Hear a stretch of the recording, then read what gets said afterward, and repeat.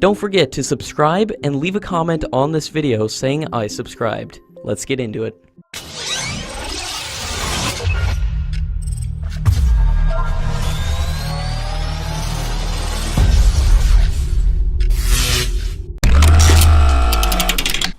In a big step in its developmental process, the Tejas aircraft was refueled in mid-air for the first time, from an Indian Air Force tanker. This sortie was a key step in expanding the range of the single-engine fighter, and to receive its final operational clearance certificate. 9 more tests will be conducted to validate this capability, and fuel will be transferred from the tanker to the aircraft.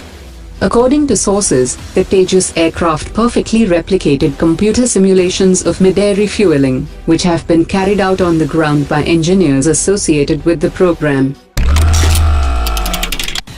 Hindustan Shipyard Limited has said that it hopes that as per the decision of Defence Acquisition Committee in 2014, the government should award the contract for the medium refit work of 2 Russian-made submarines to Hindustan Shipyard, as the shipyard was the sole bidder for undertaking medium repair work of the Sindhu Ghosh-class submarines, and the shipyard has reiterated its claim to undertake the project at the earliest, at a cost of 1,400 crore rupees.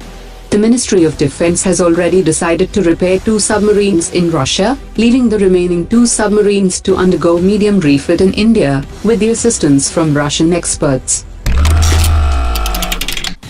The inter-government agreement to buy 6 lakh AK-103 rifles, worth nearly 50,000 rupees per piece, was initiated during the visit of the Indian Defence Minister to Russia in April 2018, and it was mutually agreed that Indian ordnance factories would partner the Russian manufacturer.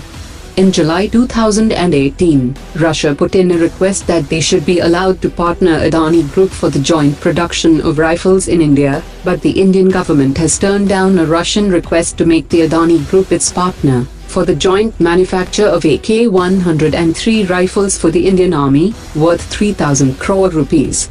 The Defense Ministry rejected the Russian request, on the grounds that the foreign manufacturer did not have the option to select the Indian company in joint manufacturing, including transfer of technology in intergovernmental agreements. The government had been keen on promoting the private sector in defense manufacturing, but the recent matter of discharge of offsets in the Rafale deal by Reliance Defense has led to greater caution on the part of the government. Lockheed Martin has announced today that it will start the manufacturing of all the wings for its F-16 fighter jet in India. The US defense firm have said that it will partner with Tata Advanced Systems to manufacture the parts at a facility in India from late 2020, and the deal is not dependent on India buying F-16 aircraft for its Air Force. Cyient Solutions and Systems Private Limited, which is a joint venture between India and Israel, has announced today that it has received its first supply order from a unit of the Indian Army for the Spylite mini UAV systems for high-altitude aerial surveillance. The Spylite is a fully autonomous and advanced mini unmanned aerial system, and it is optimized to offer extended-range real-time visual intelligence. The Indian Space Research Organisation has drawn up plans to set up its first overseas ground station in the region, which will augment the Indian remote sensing operations that are crucial for both civil and military uses.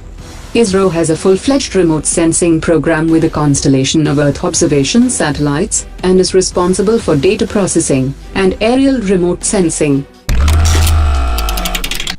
The Indian Army has launched the procurement process for remotely piloted aircraft system that can operate at a height of over 18,000 feet, especially along the border with China. The details provided in the request for information indicate that the Indian Army wants such a system, which would require only 30 minutes and 2 soldiers for complete assembly, in posts located at higher altitudes.